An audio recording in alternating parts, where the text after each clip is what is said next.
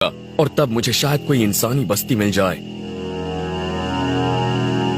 जमीन पर मौजूद पेड़ और झाड़ियां ज्यादा घने होते जा रहे हैं और उनके बीच से गुजरना मुश्किल हो रहा है।